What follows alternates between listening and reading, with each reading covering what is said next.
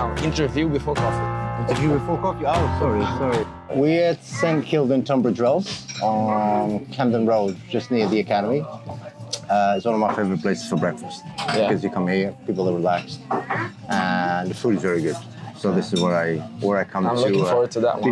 Before the madness starts at the Academy, you know. So Nice. My favorite here, yeah. We got Vitor Schima coming in for a seminar. He's giving us a seminar to our school, our brand new school in Tunbridge Wells, and everyone's quite excited to have him, including us. Yeah, and me too. You know, like I have been on the backstage watching it happening, right? Like I saw all the posts, all the communication that you guys been doing with us. You know, I saw the building before it was developed. I saw the plans. I saw the ideas.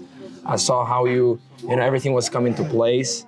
And then when I saw it on the videos, it looked amazing. However, last night I went there and it completely wowed me, you know, because I could see all the refined details, you know, you can feel the environment, the energy, and it gives you that feeling, you know, of a really special place. And then to be also in a high street, it just is really nice to see that Jiu-Jitsu and Gracie Barra is bringing this level of experience to as many people as possible. And to be in a high street, it just allows everybody to know that we exist, and there will a lot of people will begin a journey in their lives with Jiu-Jitsu because of it.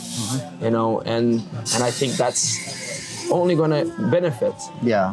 And it took a long time to be able to get into places like this, because I remember the first time I arrived in the UK in 2004, and the buildings that we used to train, it was so poor, so bad. You know, I used to go and there was no insulation. There was so freezing cold.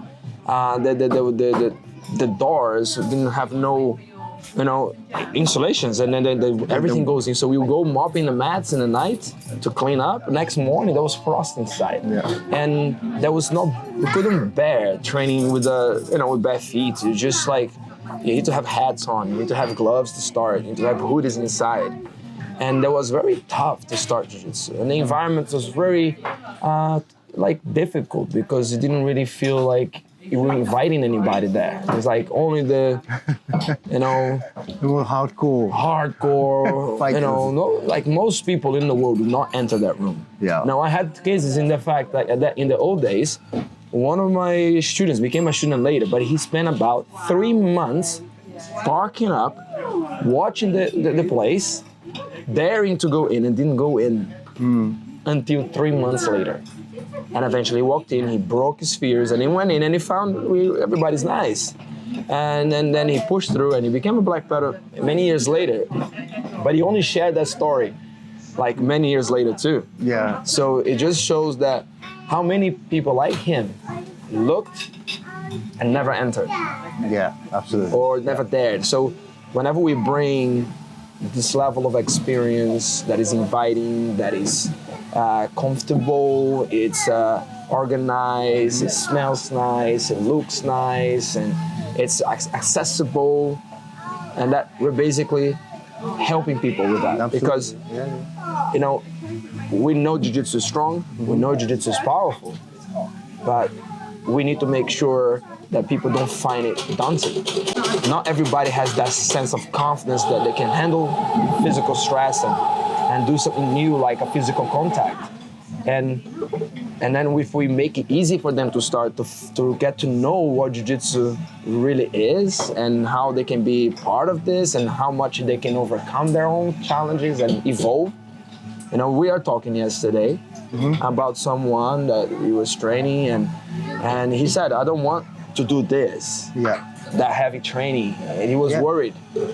Yeah, and I believe that a lot of people don't feel like they can do this in the beginning. But as they walk in, you know, and then slowly put their feet in, and then they started to do things they never imagined they could do in their lives. And then we need to build a foundation, and the foundation gets built, and they grow confidence, the physical body gets stronger, they know they can do more, and then barely they realize they are doing exactly what there were people doing. And that's the purpose of what we're doing, is to give to the people what they need in the right times. Absolutely. And being, like you said something right, being in a high street makes it a lot more inviting, you know? So it's not such a scary place. Because normally it's in industrial estates and it's some, you know, hole in the back of the street somewhere. And being in a families walk in and they go, oh wow, can my kid do this? Is it safe? Is it this? Is it that? And being there, I think it transmits safety, inviting, you know? Yeah, and you know, when you said about, you know, being inviting and safe, it comes with a lot behind the scenes, right? It's not only about the look of the place. It's all the thoughts behind the scenes. You know, what's the mission? What's the purpose? And being an organized school like a Gracie Barra School, you know, in High Street, it means that we have safety, we have professionalism, we have training ethics, we have certification for instructors, we have everyone here, you know, working really hard to deliver the best experience, you know, to people, and being accountable for it. Of course, yeah. And now a lot of people, sometimes they're not accountable for it, you know, and then that's what we're doing. We're putting ourselves out there in the best way we can, and, you know, investing, you know, all the resources that our community has, because they believe, you know, that they can bring something special. And I always say, people only invest in things that have convictions and they know what they're doing and they know the mission behind. And I feel like this is what's happening. We're changing the game. You know, we are bringing jiu-jitsu to the high level, bringing to everyone, and we know, you know, the good work we do, and despite anything, and we're delivering, you know, without having to scream to everybody or without having to criticize any other projects. We just work hard in making sure that our schools becoming better and better and better every day. Absolutely. You know, I'd love to have an Americano. How many shots of coffee is on this Americano? 2 shots. And how much water usually comes? Is it too heavy on water? The water. It's not too heavy. Is it? Yeah, just. Yeah. It's his first coffee, so it needs to be, you know. Do you want it white or black? Black. No, I mean, you know, I didn't have my coffee. Works. My brain is still like. I don't have. I had. You already mine. had your coffee. I'm good. But how many coffees do Portuguese men need to actually be active? Oof. In the morning, 3. Please. So you still. So I'm still half asleep, you know. Yeah. What about Brazilians? We don't need coffee. No, like I need one good cup of coffee to bring the best out of myself. Yeah. Well, and I'm okay to start the day, and I usually have food first. I don't like to have coffee with my empty stomach. So I usually wait until I get food, and then I go and get a nice coffee. And then with the coffee, conversation flows. You see, I'm the opposite. I have to have the coffee by myself first thing in the morning. No conversation, you know. Then I Quiet, no disturbances, no phone, no nothing. Then I have my food, and then the conversation can start flowing. You see, there's a difference there. You know, it depends. Like sometimes when I have training going on, right? I have sessions. I'm pretty good. I can just start the day and I get the drive. I get my mind in there, but I have a coffee on the side. You have a coffee? No way. Everybody thought, no, you don't need coffee before training. No, I need double. That's what you need before I training. need double. Do you prefer to train in the morning or in the evening?